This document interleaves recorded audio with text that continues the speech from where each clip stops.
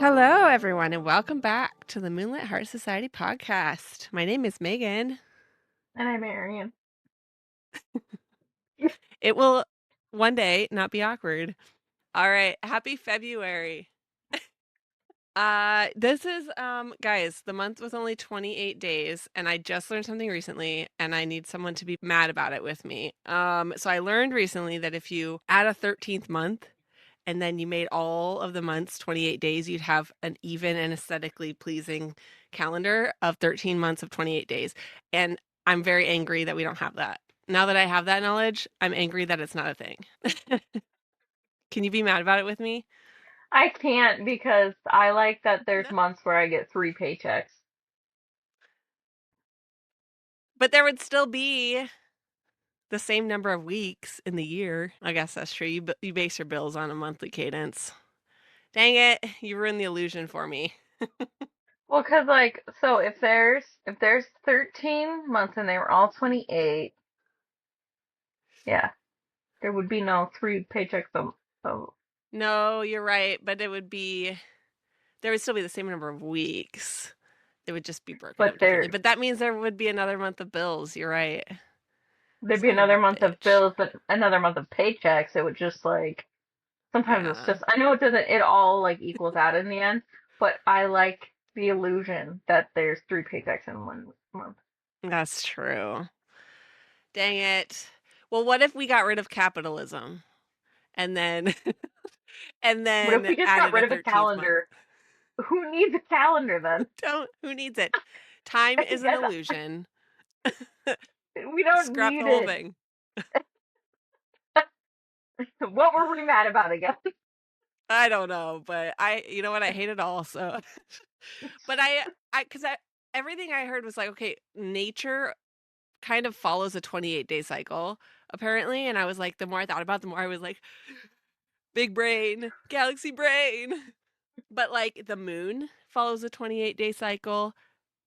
Most women, like the average woman's like cycle is 28 days. And I was like, it's the secret to the universe is the number 28, apparently. So Oh my God, they need to redo Hitchhiker's Guide to the Galaxy where they said 45. yes, they said the wrong number actually. So somebody let them Yeah, know. it's actually Um, 28.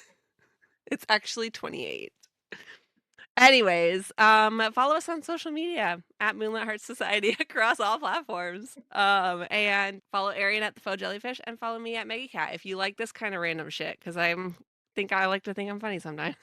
Also, subscribe to our YouTube channel for video episodes of our podcast, and audio listeners can find us on Spotify. Or if you're really cool, you can join our Patreon, get ad-free episodes and extended moonlighting content where you can listen to Arian and I ramble for another 15 to 30 minutes about stuff kind of like probably the moon cycle and other things. Head over to patreon.com/Moonlit Heart Society and become a member today. And over on Patreon, we are currently deep diving LJ Andrews' Broken Kingdom series. Next month, or no, this month, we're discussing book 3, Crown of Blood and Ruin. So join us for that on Patreon. Join us. Hell Join yeah. us. One of us. You and I should record commercials. We'd be really good at it. Yeah. Just Of course. they record the whole thing. It's like, okay, just give me a moment. Let me read it, and then I have to think about it. Okay. And I already said the shit about moonlighting, so here we go. Uh, this week, actually, this week on our moonlighting episode, we're planning on talking about small habits that we're trying to pick up. So join us for that. You can stay after if you're really cool and follow us on Patreon. Okay. New book time. It's February. New month, new us. What? Who is she? Let's jump into today's episode. We're starting our February book club read, which is One Dark Window by Rachel Gillig. We're covering chapters 1 through 11 of this book. Guys, I had my 6 p.m. coffee at 3 p.m., so it's already kind of wearing off, so sorry in advance. Okay, we begin in the Kingdom of Blunder, where the king and powerful families are named after species of trees, and magic is illegal unless it comes in the form of Providence cards, which are rare and coveted cards with powerful magic unique to the card that you wield. This kingdom is surrounded in a thick and dangerous mist said to be the work of the ancient spirit of the wood. And exposure to the mist causes magical infection. Our female character is Elspeth Spindle, who lives in the woods with her aunt, uncle, cousins, and many secrets. And what a name. Can I just say, Elspeth Elspeth Spindle? Spindle. I don't. Do you think that Rachel Gillig like said it out loud when she was writing it? Elspeth Probably not. Spindle. I don't, okay, I'll just say it right off the bat. I don't like the name Elspeth. I don't, I don't know. It's not I'm not a fan. It just reminds So, me of being I think, doesn't the character, and also Ione, is that how you pronounce that, her name? Anyways, she calls her Bess, like as a nickname. And I was also confusing because I was like, I would not say Elspeth and then shorten that to Bess. So I don't know. It's not my favorite name. yeah. It's just it's not fun to say. No. Right off the Oh my bat, god. we're getting into our gripes, but that's okay because there's lots of redeeming qualities for this book. So, Yes. okay. So we start today with chapter 1. We begin with a young Elspeth at her aunt and uncle's home when physicians arrive, men in white coats that seek out magically infected children and lock them in the castle dungeons.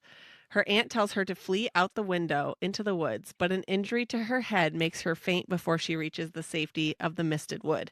Can I just say, I love that the very first like thing that happens in this book is her aunt shoves her out the window and it's like, go.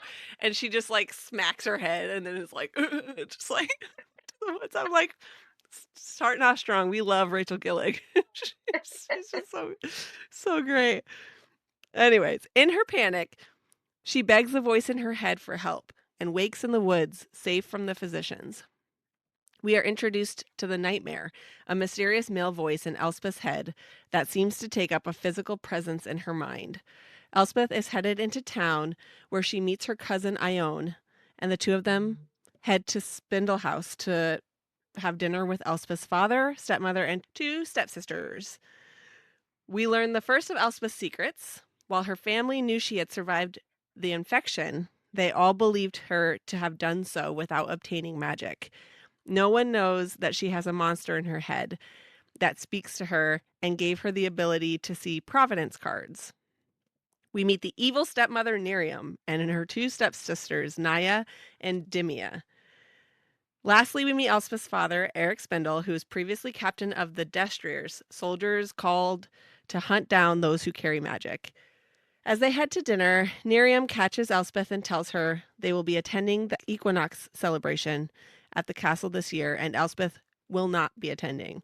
Hurt, she flees the house and spends the evening alone at the river.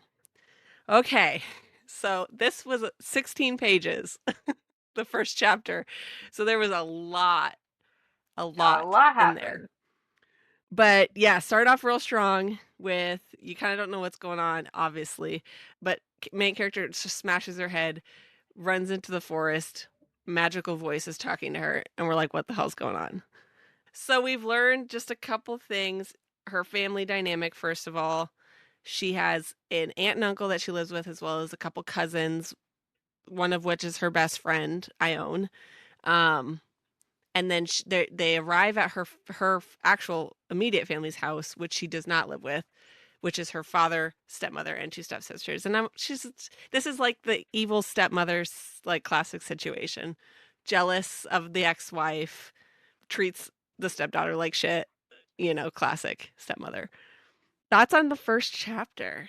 Because it was a lot. Like, do you have any immediate thoughts? Um, it no, when I was reading it, I was like, it definitely like captured me, and I was like, can't wait to get into this.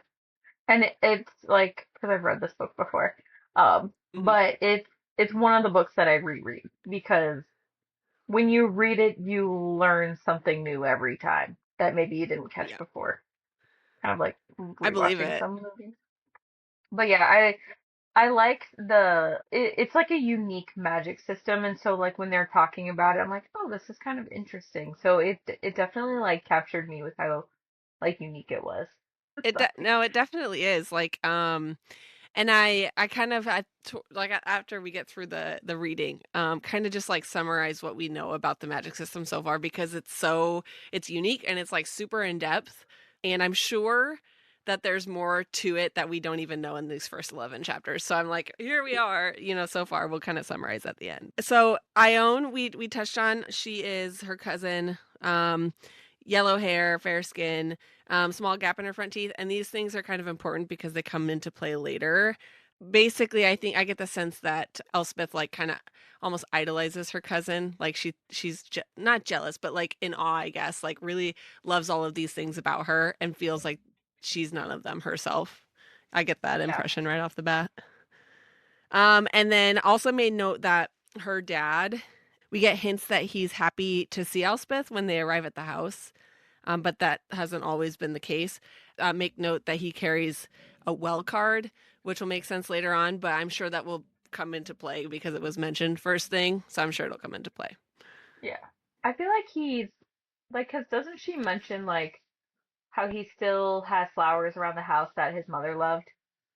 Or Mm-hmm. like not his mother, his wife loved. And so I feel like it's one of those cases where after she was gone, she probably looks a lot like her, and it hurts to see her Oh yeah, that's because true. she, I didn't think about it from that perspective, but you're probably right because like he there's a lot of hurt you can tell from this first chapter. There's a lot of hurt that she's carrying about like how her dad abandons her is what she says. So, yeah, I'm sure that he was like, yeah, I don't like to look just a at you. You reminder. remind me of your mom, Yeah, which is maybe just a just a, really cool thing to say to your kid.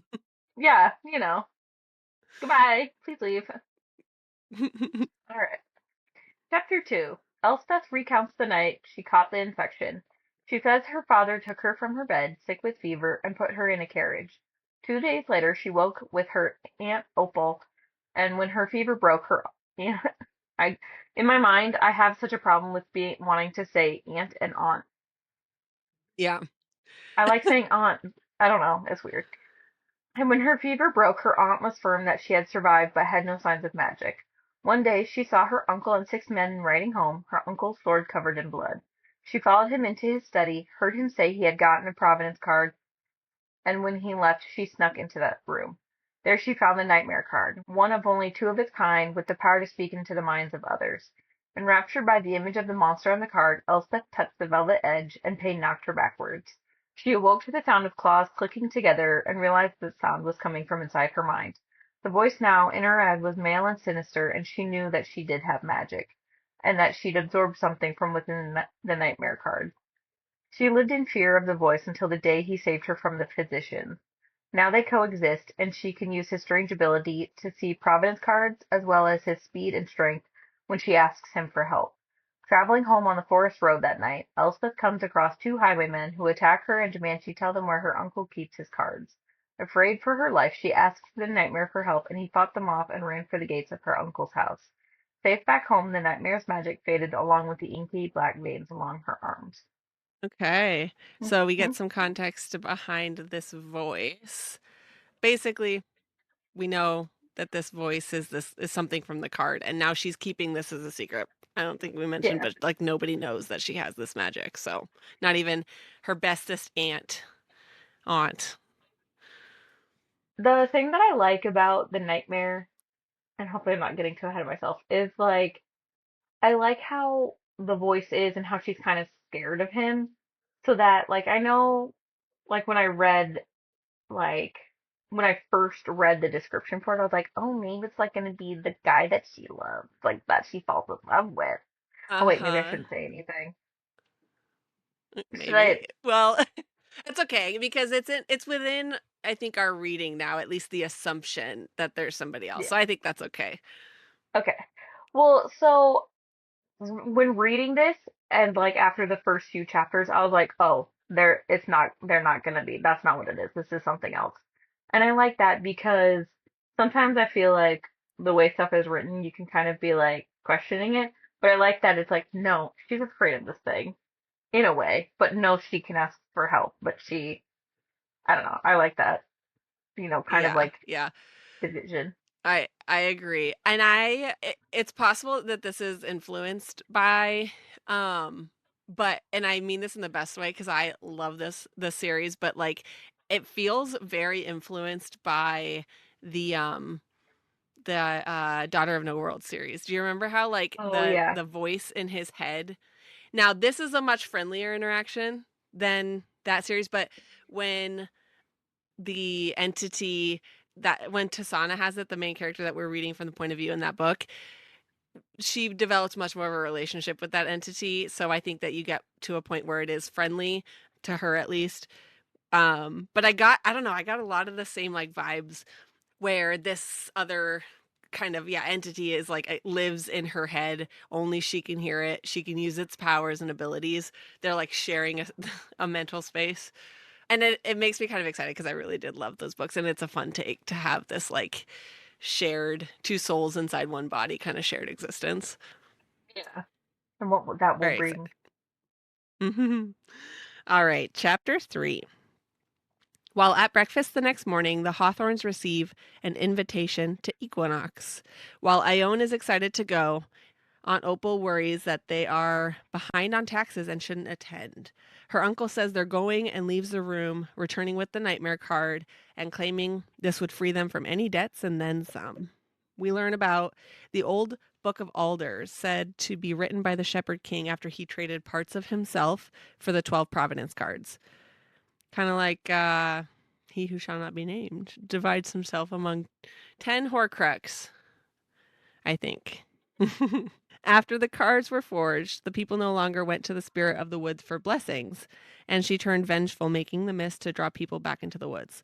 The mist causes children to fall sick with fever, and those who survive often carry dangerous magic that causes them to degenerate over time. The old Book of Alders depicts the only way to stay safe in the mist by carrying a charm, and how to destroy the mist by uniting a full deck of 12 cards and spilling magical black blood. The cards have never been united, however, because the Shepherd King traded the only copy of the Twin Alders card to the spirit. Elspeth tells Aunt Opal that she shouldn't attend Equinox, not only because Nerium doesn't want her there, but because she fears degeneration, the sickness of mind and body that came with the infection. Since she hasn't shown any signs of it, she's worried it would come on suddenly and she would hurt someone. Opal tells her not to let the infection ruin her life, and she decides to go. The night before the trip, Elspeth dreams of an old soldier in tarnished gold armor who bore the same feline yellow eyes as the nightmare. When he notices her, he disappears, and the creature returns and tells her a tale of a girl, a king, and the monster they become together. Um, so I get the feeling that it's hinting very heavily that the nightmare is this king, the Shepherd King. I don't know. It seems very early in the book now that I'm kind of like remembering back through it, but I feel like it's already very heavily hinting that this nightmare that's in her head is like the soul of the Shepherd King, or at least something along those lines, which almost actually makes me think that maybe it's not the case because it's like, you know how sometimes the author will like draw you to like an obvious conclusion and then be like, just kidding, it's something else. So Yeah. I don't know. Maybe it's meant to be obvious, or maybe she's misleading us, but I just get the sense that that's what she saw in her dream. We also learn that the cards can't be destroyed, that each one is like rimmed with a different color velvet. And it also makes mention several times that when magic is used, it smells like salt, like the sea. So I think like pointing out these kind of clues as we go, because I think they're being repeated. So I feel like they're going to come back in an important way. Yeah. Right. Chapter 4. Elspeth and the Hawthorns make their way to Stone, the king's castle. We learn there are a total of 78 Providence cards, 12 black horses, 11 golden eggs, 10 prophets, 9 white eagles, 8 maidens, 7 chalices, 6 wells, 5 iron gates, 4 scythes, 3 mirrors, 2 nightmares, and 1 twin alder. Elspeth's uncle had held on to the nightmare card for 11 years in secret, and she suspects he will use it to ask the king for Ione's marriage to Prince Hoth. Aon gets angry when Elspeth tells her that's a bad idea. At the first dinner, Elspeth runs into Alex, her fling from Equinox 3 years ago, and he's persistent in asking for her time, but she dodges him by blindly sitting in a random seat. She happens to sit next to Emery Yu, the king's nephew, who drinks too much, and when Elspeth feels sick, escorts her out the banquet hall. On the stairs back to her room, Emery corners Elspeth and begins rambling things she doesn't understand. She tries to flee, but he grabs her roughly, then is shoved down the stairs by a man in the cloak. The man was Ravine, I think captain it's of the Raven. Raven, Yeah. captain of the Destriers. He walks her to her rooms, apologizes for Emery's behavior, and leaves. Okay, yeah. So I definitely you because I think isn't that yew tree? Isn't that how you say that? And they're all named after trees. I think so. I think that's what it like because I was thinking that I'm like, that's how you say that tree, right? Yeah, yeah. Okay, so there's a lot of again, a lot of stuff I think in the beginning of the book, like a lot of things that we're trying to parse through.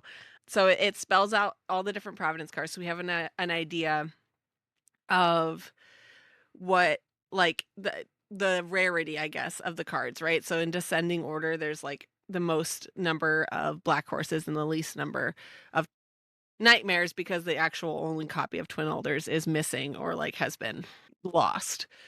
So that let's see, that's where it started.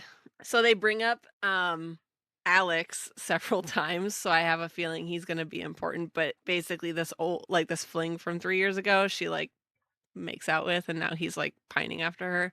And then Emery, who what does he say? He says something about like he something about yellow eyes, like he can see something that like her secret, right? That she like has this yellow-eyed creature in her brain. And so he shouldn't know. So he's like rambling. So clearly there's something off with her. And then in comes Raven, this mysterious man. Any I guess any thoughts on that? Like I think it's usually pretty clear when the love interest shows up, and I felt the same way when this Oh yeah. entrance happened. Oh, it's him, and I'm okay with it.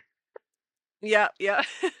10 out of 10 already. 10 out of 10. Well, it's always funny just how they're described, right? Like it's like this mysterious man shows up and then she sees his face and he's got these depthless eyes and this beautiful he's very handsome. So handsome.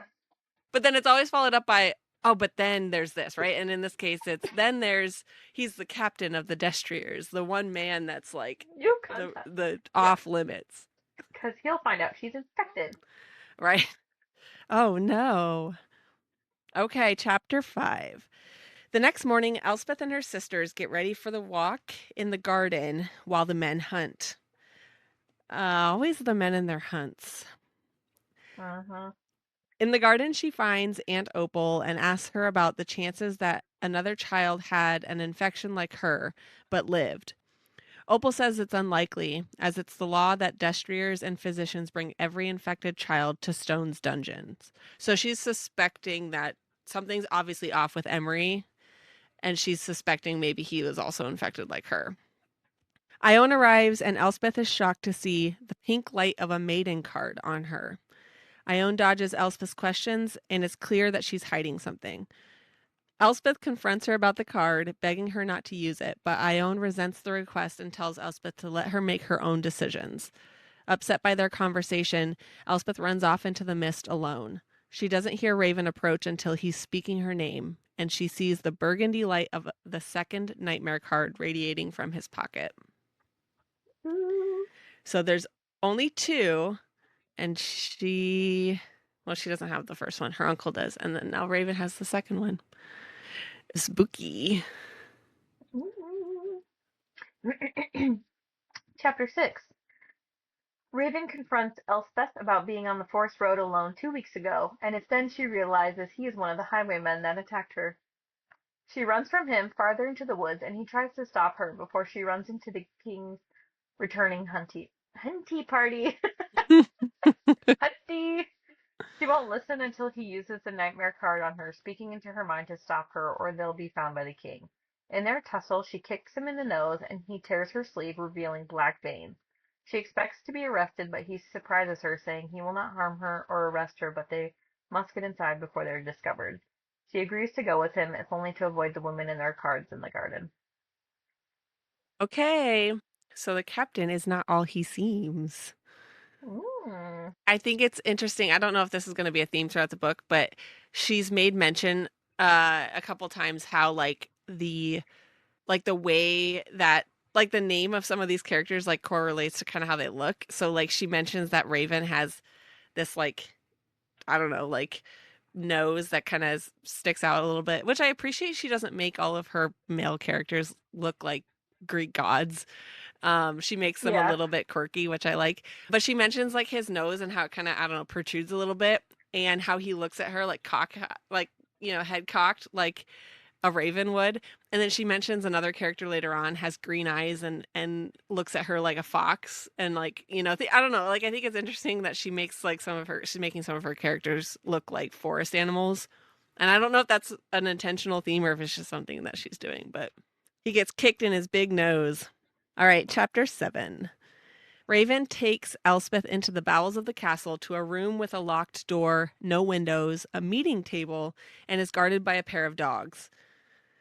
Raven leaves her there and returns quickly with 2 others in tow, Jesper Yu, his younger sister, and the only female destrier, and Philip Willow, a physician. Philip asks her questions about her magic, and she shares that she can see Providence cards like a magical signature glowing with the light of the color of their velvet trim. A knock at the door, and Prince Renelm Rowan enters. That's a hard one to say. Renelm Rowan, Yeah. revealing that he's the second highwayman that attacked Elspeth on the forest road. She demands the prince leave or she will not speak another word. Okay, so Raven and Renelm, are moonlighting as highwaymen. That's suspicious. That's weird. I noted as well that the nightmare hates the Rowan family, so the current like ruling family. He hates them because they warped the old Book of Alders, using it to instill fear instead of wonder in magic. So makes me think. Okay, if we go off of my like kind of theory that the nightmare is the Shepherd King, makes me wonder either A, was he also a Rowan and then now just hates the way his family, like his descendants, have ruined magic, or did the Rowan family like take over, like somehow take over the throne after him, and so he has this like beef with them? But I'm not but sure. going in that, if it is the king that you say it is, why would he do this to make people not go to the spirit of the woods to get magic if you want them to see the wonder in it? Yeah, I don't know. I don't know like what. Because they were saying like the mist was created after all of this in her like because she's upset no one goes there anymore. And then that was created. The mist, yeah.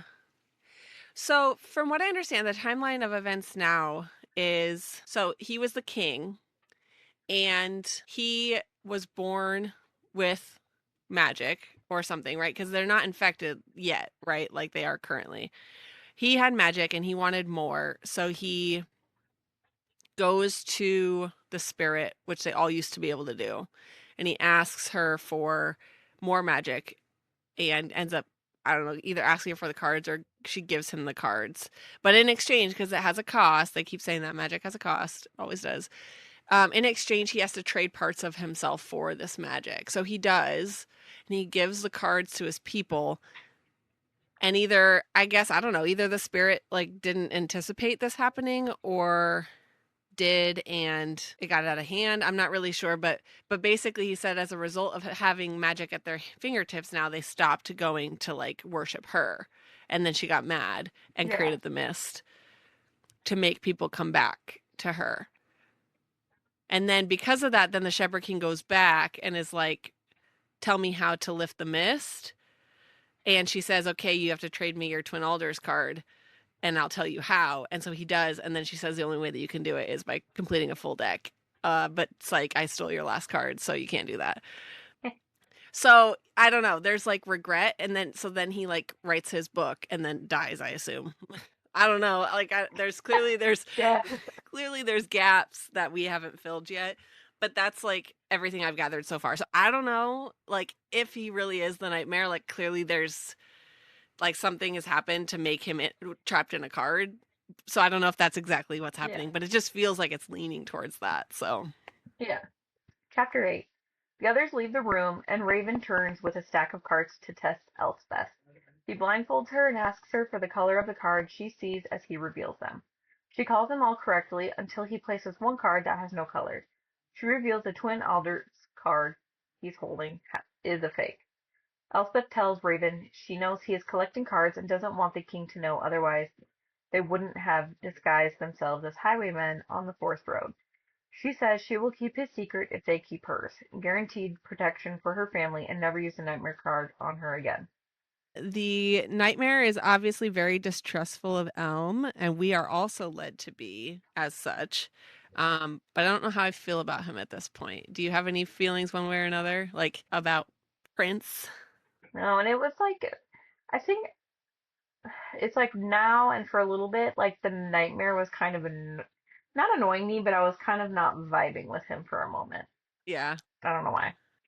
Even though he can be really funny. yeah, I agree. I think he's I don't know, he's an interesting mix of like this like old kind of I don't know call it crazy kind of spirit, and then also funny, but also kind of like like protective, maybe parental protection of Elspeth. I don't know. He's like an interesting mix trying to figure out like what are his motives? Yeah, Because is he really just stuck and he can't like do anything? Or is he there for a different reason? I'm like trying to figure him out. yeah. Chapter 9. Raven takes Elspeth back to her rooms to prepare for the evening feast. Her stepsisters bombard her about the garden, and she tells them that Ione was given a maiden card. Dimia tells her that Alex was looking for her last night and scolded her for snubbing him. Back at the banquet hall, Prince Elm asks to escort Elspeth, and before he can express his distrust, they're interrupted by Prince Hoth, who tries flirting with her. Ew. Prince Elm steers her I away. okay. Sorry, just really quick. I imagined Prince Hoff as Victor Crumb from uh Where do I know that name? Harry Potter. Harry. Okay. From Harry Potter and the Triwizard Tournament. He looks like Ew. Victor Crumb. Yeah. That's what I was imagining. Prince Elm steers her away and goes to get a drink. Elspeth asks Aunt Opal about Ione, and she responds vaguely about her uncle trading the nightmare card to the king and making an accord without consulting her. Opal then runs off after her sons, and when Elspeth turns around, Alex is back, asking her to sit with his family. I get this impression that she's like, obviously they're in a ball, right? So there's people everywhere. But I get this impression of her being like, she's with Prince Elm, and then here comes Hoth, and then Elm leaves, and then Aunt Opal, and then Alex. She's like getting whipped back and forth by all these people. She's probably just like, I just would rather not be here at all. Yeah, yeah. Alex is back, asking her to sit with his family. Trying to dodge him again, she spots Raven and says she's already agreed to sit with him. Alex is clearly upset when he leaves. Raven and Elspeth take their seats, and the king arrives, followed by Prince Hoth. Hoth makes an announcement. They are one card closer to collecting the complete deck of Providence cards, as has been every king's mission for 500 years. He announces that Tyr Hawthorne has been knighted and his daughter Ione betrothed to Hoth in exchange for finding the long sought after nightmare card. Ione enters carrying the nightmare and maiden cards, clearly using the maiden's magic to make herself beautiful, which was what Elspeth was like trying to warn her about, not to use it, because the consequence of using the maiden card too much makes you like cold and heartless. But Ione is like, don't cramp my style. And so she's clearly using it. So Alex comes back. This is now like the third interaction we've had with him. He leaves upset. And then Raven says it's the nice ones that you should look out for. So I'm like, I feel like, okay, I've read her stuff before, and it's always the nice guy that you don't suspect that ends up being a problem later. Looking at you, Benji. Um, Literally. and so I'm just like, I'm keeping one very suspicious eye on Alex. I feel like it's being very obvious, and it's like, that's gonna be the bad guy. And then, like, Rachel's actually like, nope. She's like, I got you idiots. Did this book come out before or after The Night in the Moon? Or the Uh, Knight and the Moth? before. Okay, hang on a second. Still, I can still be suspicious. I'm on to Yeah. her. All right, chapter 10. Taken aback by Ion's change, Elspeth is visibly shaken. Raven asks her why she didn't mention her uncle carried the other nightmare card, and she realizes the king doesn't know about Raven's card, or he wouldn't still be seeking it. She demands he tells her what is going on, and he says he will, it's just not up to him. He must call their council. They leave the banquet separately and meet in the hall, where she follows him to his chamber. There he starts a fire, and she notices he is very different than she expected the captain of the Destriers to be. Raven uses his nightmare card to call his council, then shushes Elspeth when they hear voices approaching from outside the door. They listen and overhear a pair of physicians speaking about Emery. When they pass, Raven brings out a second card, the mirror. He offers it to Elspeth to travel without being seen, but she refuses, afraid to touch another card lest she absorb anything else. Raven uses it himself and leads Elspeth through the castle by the light of his cards. As they make their way to the meeting room, Elspeth is spotted by Miriam, who yells at her for sneaking off with Raven, saying he would punish them if he ever found out what she is. Miriam calls her strange and infected like her mother and didn't realize that Raven is listening to the whole conversation. Elspeth tells her off and they continue on the meeting room, and when they arrive there are 5 others waiting for them. Jesper, Elm, Philic, plus 2 others, Fenrir and Moret Yu, Raven's parents. Okay, so a couple things that I didn't weren't very maybe clear in the summary. Miriam, when she comes out being a grade A bitch, says that she's all worried and accusatory that if Elspeth is hanging out with the captain of the Destriers, then it puts her family at risk of like being punished if Raven ever finds out that Elspeth is infected. She's using it as like a very harsh term, like you're infected just like your mom, like this, you know. So she's being a bitch and she doesn't realize that Raven is standing right there hearing all of it. But they had a very tender moment, first of all, at the door where they got really close. It was cute. And then second, right after Miriam leaves and Elspeth is obviously very hurt by her words. So also, she's making like mention that like through, you know, the way that she sees his chambers are very like in disarray and not neat and orderly like her father, the old captain, would have had them. She's starting to be like, "Oh, he's not like other men. He's not like other men." I thought that same thing when I read that. I was like, oh, he's kind of a pig. Not so much of a raven And anymore, huh? uh-huh, and I'm starting to see a little bit behind the curtain. Does Rachel Gillig like a little like a man that's a little messy? I guess so. Didn't she say the same thing about the knight in the other book? What's his name? I forget. Anyways, like yeah, What the fuck's his his name? Rowan, chambers, wasn't it? Wasn't it? something like that. Um, but yeah, like his chambers were all like he collects stuff and hoards things, and they were like it was pleasantly messy, and I'm like, okay, she's got a Yeah, type. right. Yeah. She's got a type. All right, chapter 11, our last one for the reading.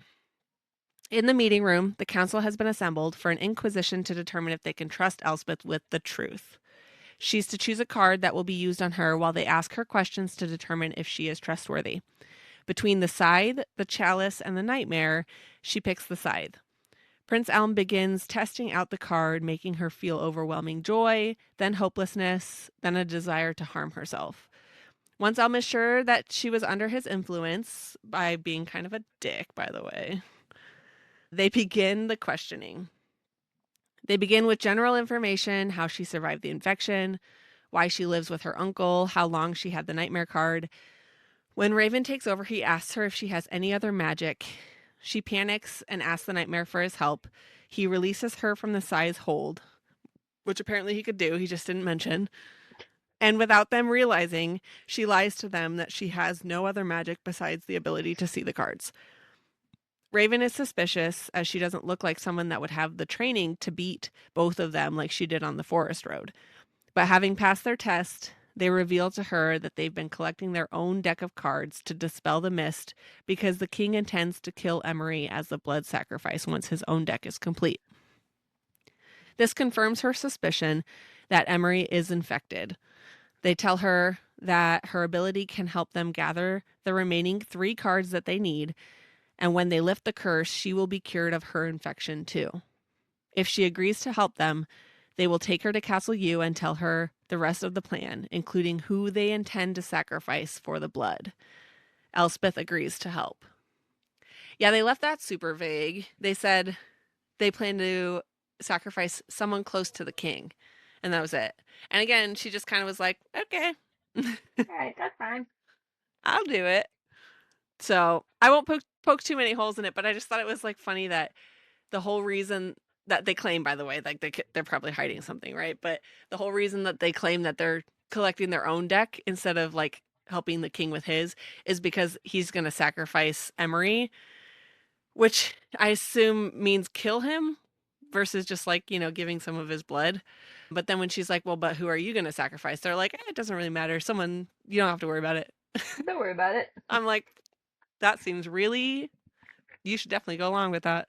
Okay, so that's it for the reading this week. But I kind of compiled everything we know so far about the Providence cards because the magic system in this story so far is super unique. But I also have a feeling that we're going to learn more about, like maybe other things. So wanted to kind of keep tabs on what we know so far. So far we know there are 78 total cards made from an ancient magic that the spirit of the wood gave to the Shepherd King.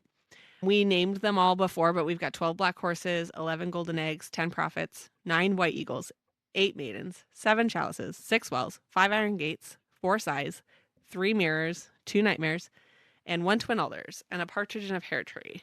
Literally, that's what I was thinking. So she has the ability to see them as like glowing lights, glowing colored lights, and they each have a power that they give as well as like a drawback if it's used too much. So Black horse glows black. It grants power and speed, and it causes weakness. The golden egg glows yellow. It grants great wealth and causes all-consuming greed. The prophet glows gray. It grants foresight, and it makes the user helpless to change their future. The white eagle glows white.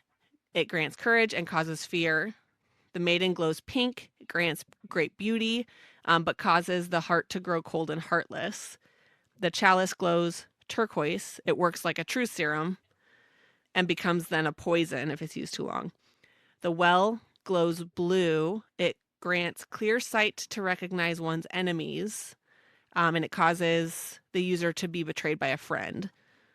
The iron gate, it didn't say, at least not so far, what color that one appears as, unless I missed it, but I didn't see a color. It grants blissful serenity no matter the struggle, but it steals years from the user's life. The scythe glows red, grants power of persuasion over another, and causes great pain. The mirror glows violet, grants invisibility, but lifts the veil between worlds to the ghost realm. The nightmare glows burgundy. It grants the ability to speak into another's mind. It causes the greatest fear to be known by the user if it's used too much. The Twin Alders card has been lost, so we don't know anything else about that, besides the fact that it's said to have the power to commune with the spirit of the wood. Only 1 copy was made, and it was traded, so we don't have it. 3 taps activates the card's powers, 3 more taps deactivates it. The cards can never be destroyed, and 1 complete deck is needed to banish the mist that plagues the kingdom. So kind of all the details we know about the magic system so far. It would seem, and tell me if I'm wrong, it would seem like, so it said this is the only legal way to use magic in this world. It would seem like there's other forms of magic. They're just hunted to be like not allowed, Yeah. essentially. Okay. Yeah. Okay. Theories and predictions so far. The only thing I'll really say so far was like what I was talking about earlier is like if your theory about the it being the king, then like it's just weird with the like how he feels about magic being associated with wonder, but then also kind of chain altered it with these cards to take away from the wonder of like that true magic of the woods. So that's my only thing I'll really Yeah. say. It's a good point. It makes me kind of wonder like if that is actually like if my thought process is actually true, then like was there some sort of like altering event that made him want to have another means of magic. So, yeah, I don't know. I haven't fleshed it all out yet, but I'm suspicious. Okay, so theories, predictions so far. I already said kind of my main one. I'm loving the magic system. I think it's a really fun and unique idea. I don't know how it ties into Elspeth's like strange ability to absorb cards. So I don't know if I necessarily so her fear is that if she touches another card, she's going to absorb something else, right? Like that's what she thinks her power is. I don't necessarily think that's her power. I think that the nightmare card had this soul trapped in it and that like somebody with like an infected blood, which most of them are killed, right? The kids are like rounded up and taken to the dungeon. So there aren't very many people that would have run the risk of touching this nightmare card, let alone there are only two cards. So I just feel like it's not so much that she has this ability to absorb cards as she happened to be the one that touched this nightmare card that held the soul. So I think she's kind of on the wrong track and they're leading us in that way. Um, I kind of, so with that, and if this is the king and he traded bits of himself for each card, then that's the part of his soul that he traded for that card. It could be that part of him. It could be a part of him that she absorbed. Yeah, like yeah, that's kind of what I was like what I was thinking. Do you think it like so it wasn't his whole soul and like he still lived on? Yeah, or yeah, something like that. Very much like she's got a piece of his soul, and if she touched another one, maybe it would take that one too, or if like the Oh, infection, how yeah, their like the powers. Horcruxes. Yeah, if and if the like, I mean, with her infection, I understand her being afraid like that's her power, but the infection has so many. Like it could just have happened that way from the infection, but then who's to know it wouldn't happen again? Because I feel like it's very fluid. I feel like it's like, Yeah, you know, and if it like degenerates you, that's true. Yeah, I don't know. I don't have it all figured out yet, but I had, I'm kind of like getting lost in this because I'm like I've read it, but then we read this, but I read like this part a hot second ago. Do we know about what the nightmare has said about potentially? Has he talked about the negatives of him being in her with her soul? Has he said anything about that? mm, I don't think so. Okay, never Not mind yet. then. I won't say anything. Okay. Okay. Put a pin in that. But we'll circle back. Um, Yeah. okay, I mentioned, but I'm sus of Alex, but mostly just because Rachel Gillig has taught me not to trust the really like seemingly nice, sweet characters. Yeah. And then there's definitely something going on with her mother. Like we haven't figured out really anything about her mom yet, but definitely something along the lines of like, she had some kind of infection, but we don't know what happened to her. So that's Yeah. kind of where I'm at. Theories, predictions so far, that's where we're sitting. Okay, well, what do you think so far about One Dark Window? Let us know in the comments. We'd love to shout out any theories or off the wall predictions, like the crazier the better. So leave those and we'll shout them out in our next episode. Join us next week. We're continuing One Dark Window with chapters 12 through 23. And don't forget to catch our deep dive of Broken Kingdoms only on Patreon. Stick around for the moonlighting section of the episode. We're going to talk about all things habits. Probably some real good ones and some real bad ones. So catch you next week. Catch y'all next week. I can't talk. I'm having such a good day. I totally I feel like that.